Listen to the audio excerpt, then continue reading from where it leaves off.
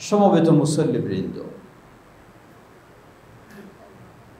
আল্লাহ সুবহানাহু ওয়া তাআলার আবারও প্রশংসা জ্ঞাপন করছি যে আল্লাহ রাব্বুল আলামিন আমাদেরকে কতই না ভালো রেখেছেন। একটু চিন্তা করে দেখুন, সেই ফিলিস্তিনের মুসলিমদের কি অবস্থা, যারা আজকে নিজেদের ঘরেও থাকার তাদের অধিকার নেই। বাবার সামনে সন্তানকে হত্যা করা হচ্ছে, সন্তানের সামনে বাবা মাকে হত্যা করা হচ্ছে, স্বামীর সামনে স্ত্রীকে, স্ত্রীর সামনে স্বামীকে। আজকে জুমার দিন একটু শান্তিতে তারা জুমায় সালাত আদায় করার মতো তাদের সুযোগ নেই। সেই তুলনায় আল্লাহ সুবহানাহু ওয়া তাআলা আমাদেরকে অনেক ভালো রেখেছেন, আলহামদুলিল্লাহ। এবং দোয়া করি আল্লাহ সেই নির্যাতিত মাজলুম মুসলিমদেরকে আল্লাহ হেফাজত করুন। সেই ঘাতক সন্ত্রাসী ইহুদিদেরকে আল্লাহ তাদের ষড়যন্ত্রে তাদেরকে ধ্বংস করে দিন। গোটা মুসলিম উম্মাহকে কোরআন এবং সুন্নাহর উপর প্রতিষ্ঠিত থাকার তৌফিক দান করুন। সমবেত মুসল্লিবৃন্দ, আপনারা নিশ্চয় অবগত রয়েছেন, বাংলাদেশ জমিয়ত আহলে হাদিস এবং জমিয়ত শুববানে আহলে হাদিসের যৌথ উদ্যোগে আজকে জুমার খুতবায় একটি দাওয়াতি সফর আপনাদের এই নারায়ণগঞ্জে কর্মসূচি পালন হচ্ছে, যেখানে আমাদের সম্মানিত সভাপতি অধ্যাপক ডক্টর আব্দুল্লাহ ফারুক হাফিজাহুল্লাহ সহ প্রায় 23 জন বিশিষ্ট আলেম 23টি মসজিদে খুতবা প্রদানের মাধ্যমে দাওয়াতি কাজে অংশগ্রহণ করেছে। আমি শুনেছি আপনারা আপনাদের দায়িত্বশীলগণ যখন শুনেছেন আমিও এই সফরে আছি, আপনারা বিশেষভাবে এই মসজিদে যেন আমি খুতবা দেই সেই ব্যবস্থা আপনারা করেছেন, এজন্য আপনাদেরকে কৃতজ্ঞতা জানাচ্ছি। আল্লাহ সবাইকে ভালো কাজে পরস্পরের সহযোগিতা দিয়ে এগিয়ে যাওয়ার তৌফিক দান করুন।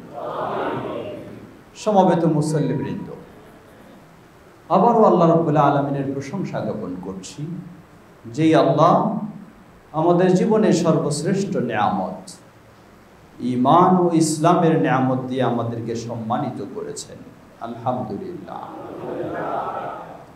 সমবেত মুসল্লিবৃন্দ, একদিকে যেমন আল্লাহর কৃতজ্ঞতা ও সুসংবাদের বিষয় যে আমরা সবচেয়ে বড় নিয়ামত ঈমান ইসলামের নিয়ামত পেয়েছি, অপর দিকে আবার দুঃসংবাদ,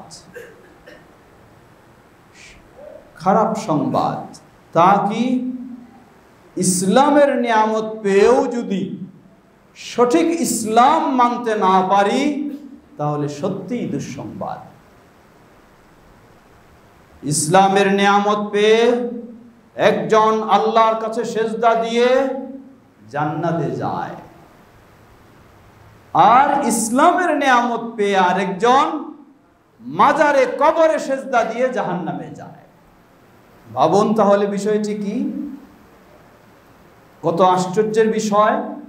এও ইসলাম পেয়েছে, সেও ইসলাম পেয়েছে, কিন্তু এই ইসলাম সঠিকভাবে জানার বোঝার সুযোগ লাভ করেছে, তাই তার গোটা জীবন সবসময় আল্লাহর জন্যই, গোটা জীবনকে সবসময় আল্লাহর জন্যই সুপর্দ করে। সব ক্ষেত্রে সে আল্লাহর কাছেই ধর্ণা দেয়, সব ক্ষেত্রে সে আল্লাহর কাছে আবেদন নিবেদন পেশ করে। অপরদিকে ওই ব্যক্তিও ইসলাম পেয়েছে, সেও ঈমান পেয়েছে, কিন্তু ঈমান ইসলামকে সঠিকভাবে না বোঝার কারণে, সঠিকভাবে না জানার কারণে সেই ইসলামের নাম দিয়ে এমন কাজ করে যেই কাজেই তাকে আবার জান্নাত নয়, সেই কাজে তাকে আবার জাহান্নামে নিয়ে যাচ্ছে। বলুন নাউযুবিল্লাহ। তাহলে একটু ভেবে দেখুন, ইসলামের নেয়ামত পাওয়াটাই শুধু বড় বিষয় নয়, ইসলামের নিয়ামত পেয়ে সঠিক ইসলামের পথে অবিচল থাকাটাই হলো বড় বিষয়। সঠিক ইসলাম পালন করে জান্নাত লাভ করাটা হলো বড় বিষয়। সঠিক ইসলাম পালন করে জাহান্নাম থেকে বাঁচাটা হলো বড় বিষয়। আজকে আল্লাহ রাব্বুল আলামিনের আনন্দের সাথে আমরা আবারও কৃতজ্ঞতা প্রকাশ করতে পারি যে আল্লাহ রাব্বুল আলামিন আমাদেরকে সঠিক ইসলাম বোঝার জানার সুযোগ করে দিয়ে আল্লাহর ইবাদতকারী হওয়ার সুযোগ করে দিয়েছেন। মাজার পূজারী আল্লাহ আমাদেরকে বানাননি, তা থেকে মুক্ত করেছেন। বলুন আলহামদুলিল্লাহ। যে আল্লাহর বড় নিয়ামত। আপনি হয়তো ভাববেন, না না, আমি তো আমার পূর্বপুরুষ থেকে এভাবে এসেছি। মনে রাখবেন, পূর্বপুরুষ থেকে এসেও পথভ্রষ্ট হয়ে যেতে পারে, অসম্ভব কিছুই নয় যদি আল্লাহ আমাকে ইসলামের সঠিক পথে না রাখেন। এজন্য আল্লাহর প্রথম নিয়ামত হলো আল্লাহ আমাদেরকে ইসলামের পথে নিয়ে এসেছেন। দ্বিতীয় নিয়ামত, এটি আরো বড় নিয়ামত, তা হলো আল্লাহ সুবহানাহু ওয়া তাআলা আমাদেরকে সঠিক ইসলামে চলার তৌফিক দান করেছেন। আলহামদুলিল্লাহ। আজকে আহলুল হাদিস কি ভিন্ন জিনিস? জবাব না, আহলুল হাদিস কোনো ভিন্ন জিনিস নয়। আহলুল হাদিস কোনো ভিন্ন মাযহাব নয়। আহলুল হাদিস কোনো ভিন্ন তরিকা নয়। আজকে যারা হানাফি বলে পরিচিত, তারা ইমাম আবু হানিফা রাহিমাহুল্লাহর অনুসরণ করেন, যিনি এসেছেন ৮০ হিজরিতে, বিদায় নিয়েছেন ১৫০ হিজরিতে। যারা ইমাম শাফিঈর অনুসারী, শাফিঈ মাযহাবের অনুসারী, তারা ইমাম শাফিঈ রাহিমাহুল্লাহর অনুসরণ করে থাকেন। ইমাম শাফিঈ রাহিমাহুল্লাহ পৃথিবীতে এসেছেন ২০৪ হিজরিতে, বিদায় নিয়েছেন তেমনি ভাবে আরো এসেছেন ১৫০ হিজরিতে, বিদায় নিয়েছেন ২০৪ হিজরিতে। যারা মালিকি বলে পরিচিত, তারা ইমাম মালিক রাহিমাহুল্লাহর অনুসারী। ইমাম মালিক রাহিমাহুল্লাহ এসেছেন ৯৩ হিজরিতে, এরপরে তিনি বিদায় নিয়েছেন, তারা তার অনুসারী। যারা হাম্বলি বলে পরিচিত, তারা ইমাম আহমদ বিন হাম্বল রাহিমাহুল্লাহর অনুসারী। যে ইমাম আহমদ বিন হাম্বল রাহিমাহুল্লাহ সর্বশেষে এসেছেন। কিন্তু যারা আহলুল হাদিস বলে পরিচিত, তারা সব ইমামদেরকে সম্মান করে, কিন্তু তারা অনুসরণ করে ডাইরেক্ট নবী মুহাম্মদ সাল্লাল্লাহু আলাইহি ওয়াসাল্লামকে। বলুন আলহামদুলিল্লাহ। যে কত বড় সৌভাগ্য! ভিন্ন দিনে, ভিন্ন দিকে, ভিন্ন পথে, ভিন্ন মতে আপনি চলে যাননি, আপনি আছেন বহাল নবী মুহাম্মদ সাল্লাল্লাহু আলাইহি ওয়াসাল্লামের পথে, নবী মুহাম্মদ সাল্লাল্লাহু আলাইহি ওয়াসাল্লামের মতে। আলহামদুলিল্লাহ। এটি হলো আহলুল হাদিসদের সৌভাগ্যের বিষয়। সমবেত মুসল্লিবৃন্দ, সুতরাং একদিকে যেমন আপনার সৌভাগ্যের কথা স্মরণ করে দেব, অপর দিকে তেমন স্মরণ করে দেব আপনি সত্যিই যদি গোটা জীবন শেষ মুহূর্ত পর্যন্ত এই আহলুল হাদিসের মানহাজের উপরে থাকতে পারেন, তাহলেই প্রকৃত সৌভাগ্যবান।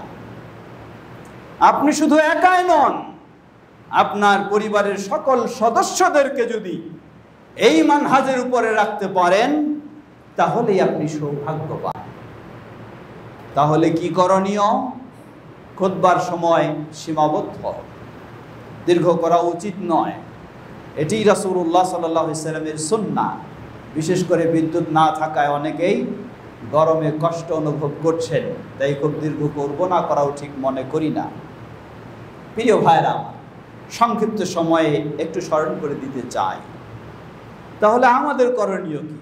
প্রথম করণীয়, আল্লাহ রাব্বুল আলামিন বলেন, লা ইন শাকারতুম লা আযীদান্নাকুম, যদি তোমরা আমার কৃতজ্ঞতা প্রকাশ করো, আমি তোমাদের নিয়ামতকে আরো বৃদ্ধি করে দেব। বলুন সুবহানাল্লাহ। তাই আল্লাহর বেশি বেশি কৃতজ্ঞতা প্রকাশ করা, যে আল্লাহ আমাদেরকে এই পথে কবুল না করলে আমাদের পক্ষে এই পথে আসা সম্ভব ছিল না। আল্লাহর কৃতজ্ঞতা প্রকাশ কিভাবে করব?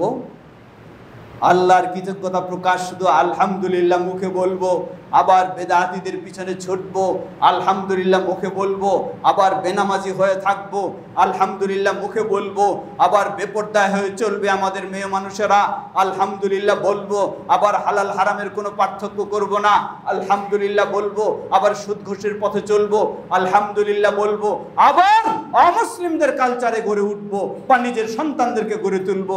এটাই কি আল্লাহর প্রশংসা? এটাই আল্লাহর কৃতজ্ঞতা? না, কোশ্চিন কালেও এটা আল্লাহর কৃতজ্ঞতা হতে পারে না। আল্লাহর কৃতজ্ঞতা মুখ দিয়ে যেমন আলহামদুলিল্লাহ বলবো, তেমনি ভাবে নবী মুহাম্মদ সাল্লাল্লাহু আলাইহি ওয়াসাল্লামের সুন্নাহ ছাড়া বিদআতের দিকে কখনো যেতে পারবো না। মুখ দিয়ে যেমন আলহামদুলিল্লাহ বলবো, তেমনি ভাবে আল্লাহর তাওহীদ ছাড়া কখনো শিরকের দিকে অগ্রসর হতে পারবো না।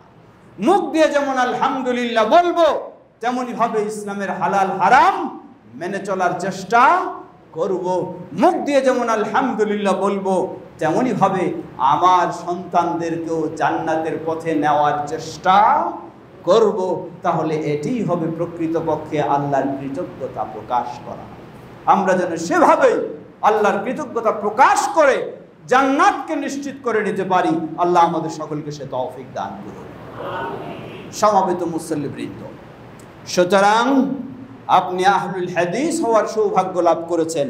আহলুল হাদিস মানে ভিন্ন কোনো ফেরকা নয়, ভিন্ন কোনো মতবাদ নয়, যারা তাদের ঈমানে, তাদের আকীদায়, তাদের আমলে, তাদের আদর্শে সব সময় আল্লাহ কি বলেছেন এবং আল্লাহর প্রিয় রাসূল নবী মুহাম্মদ সাল্লাল্লাহু আলাইহি ওয়াসাল্লাম কি বলেছেন সেভাবেই চলার চেষ্টা করে, এরাই হলো আহলুল হাদিস। সুতরাং পৃথিবীতে এমন কোনো মুসলিম নেই যে বলবে আমি এই পথে চলবো না, বলতে পারবে না। মুসলিম মানেই তাকে বলতে হবে আমি আল্লাহ যা বলেছেন এবং আল্লাহর রাসূল মুহাম্মদ সাল্লাল্লাহু আলাইহি ওয়াসাল্লাম যা বলেছেন তা মেনে চলবো। এটি প্রতিটি মুসলিমকে বলতেই হবে। না বললে, না বলতে পারলে সে মুসলিম হতে পারবে না। হয়তো বলবেন যারা আজকে বিভিন্ন মাযহাবে রয়েছে, বিভিন্ন তরিকায় রয়েছে, বিভিন্ন মতবাদে রয়েছে, তারা কি এই কথা বলে না? জবাব, হয়তোবা তারা কখনো কখনো তাদের মুখ দিয়ে বলে, কিন্তু তাদের ঈমান আকীদা আমলে কখনো বলে না। বলবেন কেমনে? আহলুল হাদিস ব্যক্তি যেমনই সে বলে আল্লাহ যা বলেছেন, আল্লাহর রাসূল সাল্লাল্লাহু আলাইহি ওয়াসাল্লাম যা বলেছেন তাই আমি করব। ওই ব্যক্তি, আহলুল হাদিস ব্যক্তি যখন সালাতে দাঁড়ায় তখন সে চিন্তা করে আমার আল্লাহ কি বলেছেন সেভাবে সালাত আদায় করব, আমার প্রিয় রাসূল মুহাম্মদ সাল্লাল্লাহু আলাইহি ওয়াসাল্লাম কি বলেছেন সেভাবেই সালাত আদায় করব। কিন্তু ভিন্ন ব্যক্তিরা যারা কোনো ভিন্ন অন্ধভাবে কোনো মাযহাবে রয়েছে, অথবা অন্ধভাবে কোনো ইমামের অনুসারী, অথবা অন্ধভাবে কোনো পীর মুর্শিদের অনুসারী, অথবা অন্ধভাবে কোনো তরিকার অনুসারী, অথবা অন্ধভাবে বাপদাদার অনুসারী, অথবা অন্ধভাবে সমাজের অনুসারী, অথবা অন্ধভাবে কোনো মতবাদের অনুসারী, তারা যখন সালাতে দাঁড়ায় তারা কখনো এই কথা বলে না।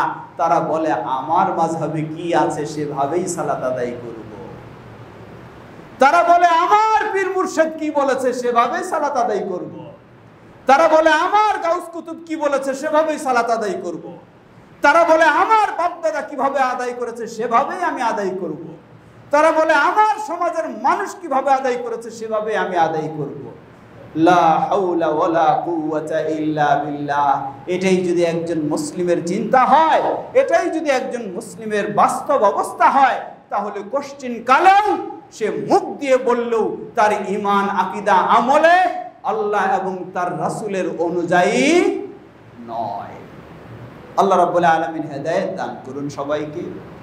আমরা যেন সবাই প্রকৃতপক্ষে আমাদের ঈমান আকীদা আমল সব ক্ষেত্রে আল্লাহ এবং তার রাসূলের নির্দেশনা অনুযায়ী তাদের শিখানো পথে আমরা চলতে পারি। আল্লাহ আমাদের সবাইকে সে তৌফিক দান করুন। এটি হলো আহলুল হাদিসদের আহ্বান, এটি আহলুল হাদিসদের দাওয়াত, এটি বাংলাদেশ জমিয়ত আহলুল হাদিসের দাওয়াত, এটি পাঁচরুখি মাইজপাড়া আহলুল হাদিস জামে মসজিদের দাওয়াত। সমবেত মুসল্লিবৃন্দ, অতএব আমরা যেন আমাদের দাওয়াতে, আমাদের চিন্তায় আমাদের আদর্শে নিজেরা অবিচল থাকতে পারি, আমাদের সন্তানদেরকে গড়ে তুলতে পারি এবং মানুষকেও এ পথে দাওয়াত দিতে পারি। আল্লাহ আমাদের সকলকে সে তৌফিক দান করুন। সমবেত মুসল্লিবৃন্দ, একটু আসি প্রেক্ষাপট অনুযায়ী কিছু কথা। আপনারা এমন একটি জায়গায় রয়েছেন, আপনাদের অবস্থান, পার্শ্বে একটি বড় ধরনের প্রকল্প হয়েছে, যেই প্রকল্প আপনাদের জন্য অনেক সুসংবাদের বিষয়। সত্যি সুসংবাদ, কিন্তু এই সুসংবাদ হলো বৈষয়িক বিষয়, দুনিয়ার বিষয়। আবার এই সুসংবাদের মাঝেও রয়েছে দুঃসংবাদ। বলবেন কেমনে দুঃসংবাদ? ছোট্ট একটি উদাহরণ দিই। আল্লাহ রাসূল সাল্লাল্লাহু আলাইহি ওয়াসাল্লাম বলেন, কোন মুসলিম যদি অমুসলিম দেশে অবস্থান করে তাহলে আমার সাথে তার সম্পর্ক থাকবে না। শক্ত অবস্থা। আল্লাহ রাসূল সাল্লাল্লাহু আলাইহি ওয়াসাল্লাম বলেন, কোন মুসলিম যদি অমুসলিম দেশে অবস্থান করে তাহলে রাসূলুল্লাহ সাল্লাল্লাহু আলাইহি ওয়াসাল্লামের সাথে তার সম্পর্ক থাকবে না। এর অর্থ কি? এর অর্থ হলো কঠিনভাবে নিষেধ করলেন মুসলিমকে অমুসলিম দেশে অবস্থান করা। কেন? কারণটা কি? কারণটা হলো মুসলিম ব্যক্তির সবচেয়ে বড় সম্পদ হলো তার ঈমান, সবচেয়ে বড় নিয়ামত হলো তার ঈমান। এই মুসলিম ব্যক্তি, মনে কিছু নেবেন না, জুমার খুতবা চলাকালীন অবস্থায় কোনো রকমের কালেকশন করা জায়েজ হবে না। যারা বাক্স চালাবেন তাদের জুমার মর্যাদা বাতিল হয়ে যাবে। কঠিন বিষয়, জানি না আপনাদের এই জিনিসটা কে অনুমতি দিয়েছে। সেই কালেকশন অর্থ আদায় হবে সালাম ফেরানোর পরে হতে পারে, ঈদের খুতবায় হতে পারে, সেখানে জায়েজ রয়েছে। কিন্তু জুমার খুতবা চলাকালীন অবস্থায় একজন ব্যক্তি আপনার পার্শ্বে কথা বলতেছে, আল্লাহ রাসূল সাল্লাল্লাহু আলাইহি ওয়াসাল্লাম বলেন, আপনি যদি তাকে বলেন খালি চুপ করো, তাহলেই আপনার জুমা বাতিল। যে কথা বলছে তার উপরটা তাহলে কত বড়। আবার আল্লাহ রাসূল সাল্লাল্লাহু আলাইহি ওয়াসাল্লাম আরেক হাদিসে বললেন, জুমার খুতবা চলাকালীন অবস্থায় কেউ যদি সামান্য কিছু নড়াচড়া করে তাহলে তার জুমা বাতিল হয়ে যাবে। তাহলে এই বাক্স নড়াচড়া করা, এখানে টাকা দেওয়া কখনোই ইসলামে এটি বৈধ নয়। বরং সবারই জুমা বাতিল হয়ে যাবে, যারা এটা নড়াবে তাদেরই জুমা বাতিল হয়ে যাবে। কঠিনভাবে নিষেধ করেছেন আল্লাহ রাসূল। একেবারে পাথরের মতো এসে আপনাকে বসে থাকতে হবে, তবে এমনিও বসতে পারবেন না। আগে এসে 2 রাকাত দুখুল মসজিদ আদায় করবেন, যেখানে জায়গা পাবেন সেখানে।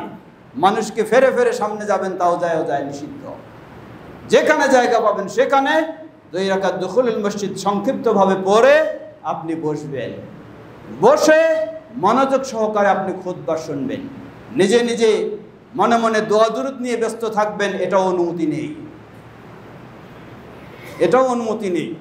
এমনকি কেউ আপনাকে সালাম দিলে তার সালামের জবাব দেবেন কিনা এটাও বিষয় রয়েছে। মুসাফা তো করা চলবেই না, খুতবা অবস্থায় কোনো করার সুযোগ নেই। সেখানে দান বাক্স চালানোর তো আরও কোনো সুযোগ নেই। যাই হোক, হতে পারে না জানা থাকি, আজকে জেনে নেবেন এবং আর যেন এটা আপনাদের না হয়। প্রিয় ভাইরা আমার, অতএব জুমার বিষয়ে, জুমার খুতবার বিষয় এটি ভিন্ন, সাধারণ মাহফিল নয়, সাধারণ ওয়াজ বক্তৃতার মতো নয়, এটি কঠিন বিষয়।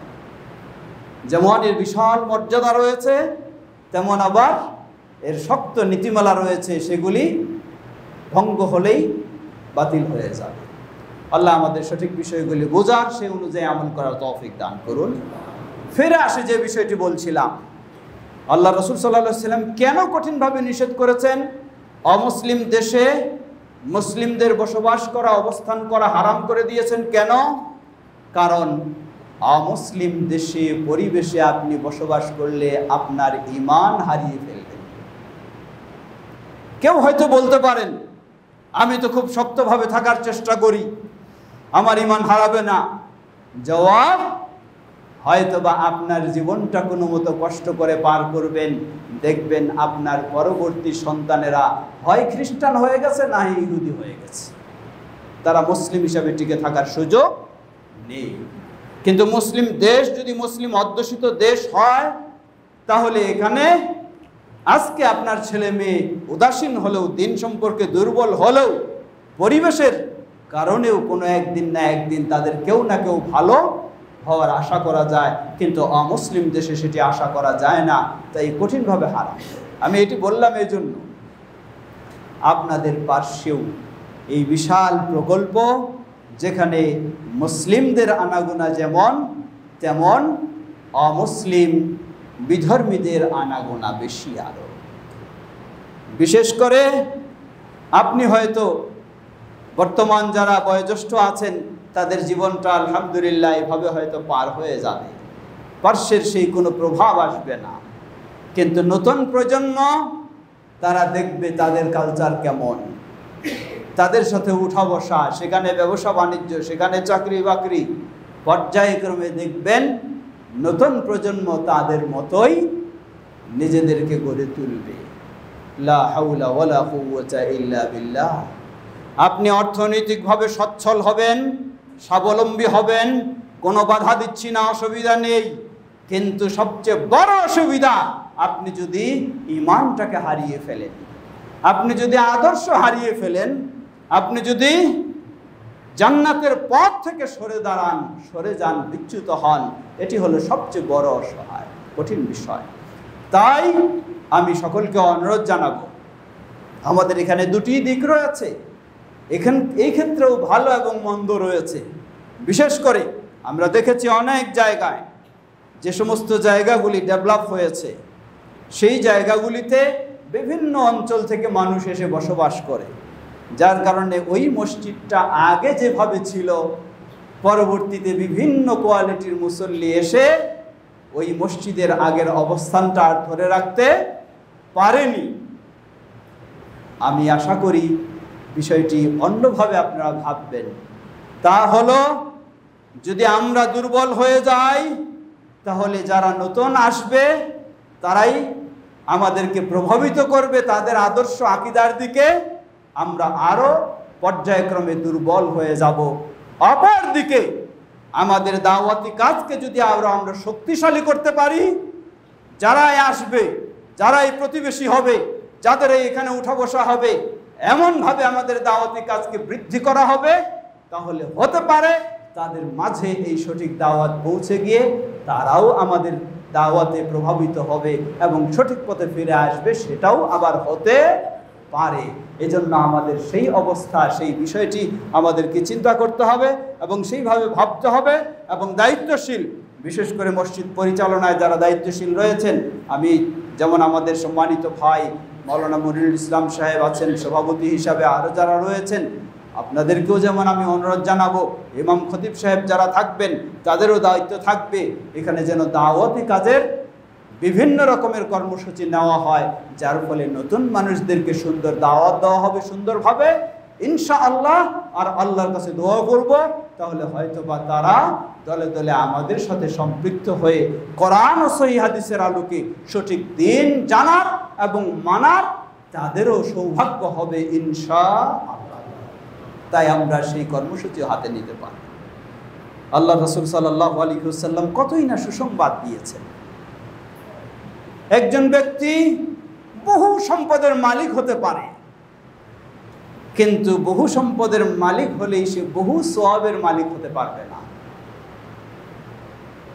বহু ইলমের মালিক হতে পারে, বহু ইলমের মালিক হলেও সে বহু সওয়াবের মালিক হতে পারে না।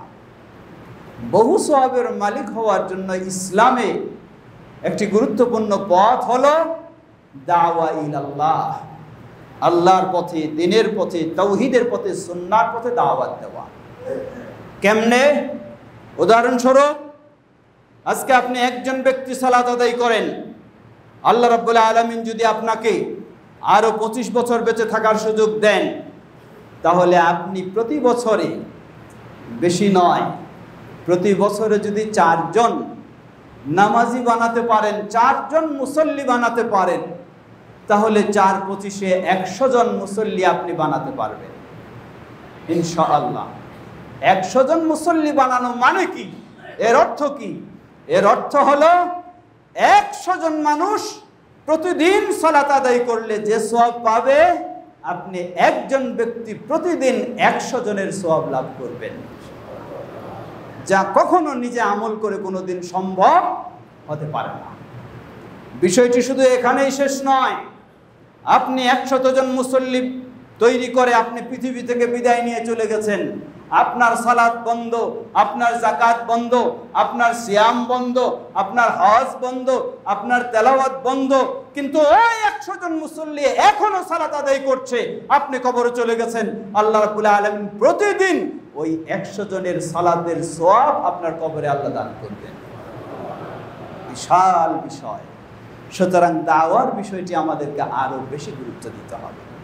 আজকে আপনি তাওহীদের পথে রয়েছেন, সুন্নাহর পথে রয়েছেন, শিরক থেকে মুক্ত রয়েছেন, বেদাত থেকে মুক্ত রয়েছেন, এটি কতই না আনন্দের বিষয়। নিজে আপনি আনন্দ অনুভব করেন। হতে পারে আমার সম্পদ নেই, হতে পারে আমার বহু বিল্ডিং নেই, হতে পারে আমার ক্ষমতা নেই, কিন্তু আমার ভিতরে রয়েছে তাওহীদ, আমার ভিতরে রয়েছে সুন্নাহ, আমার ভিতরটা রয়েছে শিরক থেকে মুক্ত, আমার ভিতরটা রয়েছে বেদাত থেকে মুক্ত। এর চেয়ে বড় আনন্দের বিষয় আর কিছু হতে পারে না। মনে রাখবেন, আপনার এই আনন্দের বিষয়টা শুধু আপনার জন্য সীমাবদ্ধ নয়, আপনার এই আনন্দের বিষয়টা আবার অন্যের কাছে ছড়িয়ে দিতে হবে। এটাই হলো ইসলামের দাওয়াতের বিষয়। একজন ব্যক্তি শিরকে লিপ্ত ছিল, একজন ব্যক্তি বেদাতে লিপ্ত ছিল, আপনার দাওয়াতের কারণে ওই ব্যক্তি যদি শিরক মুক্ত হতে পারে, ওই ব্যক্তি যদি বেদাত মুক্ত হতে পারে, ওই ব্যক্তি ইসলামের নিষিদ্ধ কাজ থেকে মুক্ত হলে, ওই ব্যক্তি যদি আরো 50 বছর বেঁচে থাকে, তাহলে গোটা 50 বছর তাওহীদের পথে চলার কারণে, সুন্নাহর পথে চলার কারণে যত সওয়াব লাভ করবে, আপনি তাকে দাওয়াত দিয়ে তাওহীদ সুন্নাহর পথে নিয়ে এসেছেন, এজন্য আল্লাহ সেই 50 বছরের সমান আপনাকে সওয়াব দান করবে। সুবহানাল্লাহ। শুধু এতটুকুই নয়, আপনি তাকে দাওয়াত দিয়ে তাওহীদের পথে নিয়ে এসে, সুন্নাহর পথে নিয়ে এসে আল্লাহর ডাকে সাড়া দিয়ে কবরে চলে গেছেন, ওই ব্যক্তি এখনো বেঁচে রয়েছেন। শুধু বেঁচে থাকেননি, বরং আপনার মতোই বা আপনার চেয়ে আরো বেশি, কারণ সে যখন শিরকের পথ থেকে তাওহীদের পথে এসেছে, সুন্নাহর বেদার পথ থেকে সুন্নাহর পথে এসেছে, তার চেতনাটা আরো ভিন্ন রকমের তৈরি হয়েছে। সে আর থেমে নেই, আর বসে নেই। যখন এই সময় পায়, যখন এই সুযোগ পায়, আরেকজনকে দাওয়াত দেওয়ার চেষ্টা করে, আরেকজনকে বৃদ্ধি করার চেষ্টা করে, আরেকজনকে এই পথে নিয়ে আসার চেষ্টা করে। দেখা গেছে আপনি তাকে তাওহীদের পথে নিয়ে এসে আপনি বিদায় নিয়ে চলে গেছেন, কিন্তু ওই ব্যক্তির মিশন এখনো বন্ধ হয়নি, চলতেই আছে। তার দ্বারা শত শত মানুষ শিরক থেকে তাওহীদের পথে এসেছে, বেদাত থেকে সুন্নাহর পথে এসেছে। ওই শত শত সব মানুষ তাদের জীবনে তাওহীদের পথে চলার কারণে যত সওয়াব পাবে, সবগুলির সমান সওয়াব আল্লাহ আপনাকে কবরে দান করবেন। সুবহানাল্লাহ। কারণ আল্লাহ রাসূল সাল্লাল্লাহু আলাইহি ওয়াসাল্লাম বলেন, মান দাআ ইলা হুদা ফালাহু আজরুহা ওয়া আজরু মান আমিলা বিহা, আও কামা ক্বালা নবী সাল্লাল্লাহু আলাইহি ওয়াসাল্লাম। যে যাকে হেদায়েতের পথে দাওয়াত দেবে, এ কারণে তো সওয়াব পাবে, আর ওই ব্যক্তি যত আমল করবে এই হেদায়েতের পথে, সবগুলির সমান সওয়াব যিনি দাওয়াত দিয়েছেন আল্লাহ তাকে দেবে। সমবেত মুসল্লিবৃন্দ, সুতরাং আপনারা এমন একটি প্রেক্ষাপটে, যেমন একদিকে আপনারা বৈষয়িক বিষয়ে, দুনিয়ার বিষয়ে বহু সুসংবাদ পাচ্ছেন, কিন্তু অপরদিকে একটি আশঙ্কার বিষয় রয়েছে। আর সেই আশঙ্কাটা দূর হতে পারে এই দাওয়াতি পদ্ধতিকে যত আমরা বৃদ্ধি করতে পারবো, ততই সেটি দূর হতে পারে ইনশাআল্লাহ। তাহলে আমাদের নতুন প্রজন্ম, তারাও যেমন দিনের পথে অবিচল থাকতে পারবে, ঠিক তেমনি ভাবে বাইরের যারা আসবে তারাও দিনের পথ দেখবে ইনশাআল্লাহ। আমরা যেন সেই পথেই চেষ্টা করতে পারি। আল্লাহ আমাদের তৌফিক দান করুন। পর্দার আড়ালের মা বোনেরাও রয়েছেন, আপনাদেরকেও স্মরণ করে দিতে চাই, মা বোনেরা যেমন খুব সহজ সরল মানুষ, ঠিক তেমনি ভাবে মা বোনদের আবার দুনিয়ার প্রতি আকৃষ্ট হওয়াটাও খুব সহজেই হয়ে যায়। তাই মা বোনদেরকে অনুরোধ জানাবো, আপনি তো সেই মা যেই মায়ের সন্তান আবু বকর as-সিদ্দিক রাদিয়াল্লাহু আনহুর মতো হয়েছে, যেই মায়ের সন্তান ওমর ইবনুল খাত্তাব রাদিয়াল্লাহু আনহুর মতো হয়েছে, যেই মায়ের সন্তান উসমান ইবনে আফফান রাদিয়াল্লাহু আনহুর মতো হয়েছে, যেই মায়ের সন্তান আলী ইবনে আবি তালিব রাদিয়াল্লাহু আনহুর মতো হয়েছে, যেই মায়ের সন্তান ইমাম বুখারী হয়েছে, যেই মায়ের সন্তান ইমাম মুসলিম হয়েছে, এই যেই মায়ের সন্তান ইমাম আবু হানিফা হয়েছে, ইমাম মালিক হয়েছে, ইমাম শাফি হয়েছে, ইমাম আহমদ বিন হাম্বল হয়েছে, আপনি তো সেই মা, তাহলে আপনার সন্তান কি সেই ধরনের হতে পারে না? অবশ্যই হতে পারে। আল্লাহ নিষিদ্ধ করে দেননি, অবশ্যই হতে পারে, কিন্তু আপনাকে তো সেই চেষ্টা রাখতে হবে, আপনাকে তো সেই চিন্তা রাখতে হবে। কিন্তু মা হয়ে, যেহেতু বাবার চেয়ে মায়ের ভূমিকাটা বেশি সন্তানকে গড়ে তোলার জন্য, মা হয়ে যদি আপনি চিন্তা করেন আপনার সন্তানকে ইহুদির মতো গড়ে তুলবেন, আপনার সন্তানকে খ্রিস্টানের মতো গড়ে তুলবেন, তাহলে ওই মায়ের সন্তান আবু বকর, ওমর, উসমান, আলী রাদিয়াল্লাহু আনহুম অথবা ইমাম বুখারী, মুসলিম, তাদের পথ তো দূরের কথা, বরং ওই মায়ের সন্তানেরা হবে ইহুদি বা খ্রিস্টানের মতো, যেটি মায়ের জন্য কত দুর্ভাগ্যের বিষয় ছাড়া আর কিছুই নয়। কিয়ামতের কঠিন বিভীষিকাময় দিনে ওই সন্তানেরা দুনিয়ায় যেমন আপনাকে আপনার ঘর থেকে বের করে দেবে, কারণ ইহুদি খ্রিস্টানদের আদর্শই হলো, তাদের কালচারই হলো, মা বাবা যখন বৃদ্ধ হবে তার স্থান আর ঘরে নেই, তাকে বৃদ্ধাশ্রমে পাঠাতে হবে। এটি দুনিয়ায় যেমন আপনাকে ঘর থেকে বের করে দেয়, আখিরাতেও তেমনি আপনাকে জান্নাত থেকে বঞ্চিত করবে তারাই। ফিরে আসুন, আল্লাহকে ভয় করুন। দুনিয়ার জীবন কতদিন, কতদিন দুনিয়ার জীবন? আপনার আমার চোখের সামনে সবচেয়ে ক্ষমতাশীল নিজের ঘরেও থাকার অধিকার রাখে নাই, তাহলে কোথায় দুনিয়ার জীবন? কোথায় দুনিয়ার ক্ষমতা? কোথায় দুনিয়ার সম্পদ? কিছুই নয়, সব ধোঁকা, সব ধোঁকার প্রতারণা ছাড়া কিছুই নয়। আপনি সত্যিই সৌভাগ্যবান তখন যখন আপনার জান্নাতকে আপনি ঠিক রাখতে পারবেন। আমরা যেন সেই জান্নাতের পথে অবিচল থাকতে পারি, নিজেরা, আমাদের সন্তানদেরকে, আমাদের পরিবারের সবাইকে, প্রতিবেশীর সবাইকে, আল্লাহ আমাদের সবাইকে সে তৌফিক দান করুন। সমবেত মুসল্লিবৃন্দ, এই সব দাওয়াতি ও ভালো কাজ ভালোভাবে করতে হলে একা একাই সম্ভব নয়, সেটি প্রয়োজন সমষ্টিগতভাবে, প্রয়োজন ঐক্যবদ্ধভাবে। আজকে বাংলাদেশ জামিয়াত আহলে হাদিস সেই আহ্বানে জানায়, আসুন আমরা ঐক্যবদ্ধভাবে সব সময় একে অপরের সহযোগিতা দিয়ে সেই তাওহীদ ও সুন্নাহর পথে চলার চেষ্টা করি। আল্লাহ আমাদের সবাইকে সে তৌফিক দান করুন। ইবাদাল্লাহ রাহিমাকুমুল্লাহ, আল্লাহুম্মা সাল্লি আলা মুহাম্মদ ওয়া আলা আলি মুহাম্মদ কামা সাল্লাইতা আলা ইব্রাহিম ওয়া আলা আলি ইব্রাহিম ইন্নাকা হামিদুম মাজিদ। আল্লাহুম্মা বারিক আলা মুহাম্মদ ওয়া আলা আলি মুহাম্মদ কামা বারাকতা আলা ইব্রাহিম ওয়া আলা আলি ইব্রাহিম ইন্নাকা হামিদুম মাজিদ। اللهم ارض عن الخلفاء الراشدين وعن سائر أصحاب نبيك الكريم. اللهم أعز الإسلام والمسلمين واخذل الكفرة والمشركين ودمر ديارهم. হে আল্লাহ, আমাদের দেশ সহ পৃথিবীর সর্বত্র ইসলাম ও মুসলিমদেরকে সমুন্নত করুন। পৃথিবীর সর্বত্র মুসলিমদেরকে তাওহীদ ও সুন্নাহর পথে চলার তৌফিক দান করুন। আমাদের এই দেশকেও সকল ষড়যন্ত্র থেকে আল্লাহ হেফাজত করুন। দেশের সর্বস্তরের মানুষকে আল্লাহ ইসলামের পথে হেদায়েত দান করুন। আমরা যেন গোটা জীবন ঈমানের পথে থেকে, জান্নাতের পথে থেকে আমাদের সেই পথেই বিদায় হয়। আল্লাহ আমাদের জন্য সেটি কবুল করে নিন। আমাদের স্নেহের সন্তানদেরকে যেন ইসলামের আলোকে গড়ে তুলতে পারি, আল্লাহ সে তৌফিক আমাদেরকে দান করুন। আমাদের প্রিয়জন যারা বিদায় নিয়ে চলে গেছেন, বাবা মা ভাই বোন, আল্লাহ তাদের ভুল ত্রুটি ক্ষমা করে তাদেরকে জান্নাতুল ফেরদাউস নসিব করুন। আর আমাদের মাঝে উপস্থিত অনুপস্থিত অনেকে অসুস্থ রয়েছেন, আল্লাহ সকল অসুস্থদেরকে পরিপূর্ণ সুস্থতা দান করুন। বিশেষ করে যেই মসজিদে আমরা আনন্দের সাথে সালাত আদায় করছি, যারা এই মসজিদে জায়গা দিয়েছেন, সেই দীর্ঘদিন ধরে যারা এই মসজিদ পরিচালনা করেছেন, দেখাশোনা করেছেন, বিভিন্ন সহযোগিতা দিয়েছেন, এখনও দিচ্ছেন, আল্লাহ সকলকে যাজায়ে খায়ের দান করুন। আল্লাহ সকলের অবদানকে কবুল করে নিন। আল্লাহ এর বিনিময়ে সবাইকে জান্নাতুল ফেরদাউসে অট্টালিকা দান করুন। আমরা যেন ঐক্যবদ্ধভাবে আরও আমাদের এই দাওয়াতি কাজকে এগিয়ে নিতে পারি, চেষ্টা করতে পারি। আল্লাহ আমাদের সবাইকে সে তৌফিক দান করুন। আমাদের সন্তানদেরকে, পরবর্তী প্রজন্মকে তাওহীদ ও সুন্নাহর উপর অবিচল থাকার তৌফিক দান করুন। আমরা সবাই যেন তাওহীদ ও সুন্নাহর পথে ঐক্যবদ্ধ থেকে আল্লাহর সাথে সাক্ষাৎ করতে পারি। আল্লাহ আমাদের জন্য সেটি কবুল করে নিন। সুবহানাকাল্লাহুম্মা ওয়া বিহামদিকা আশহাদু আল্লা ইলাহা ইল্লা আনতা আস্তাগফিরুকা ওয়া আতুবু ইলাইক। কাতার সোজা করে।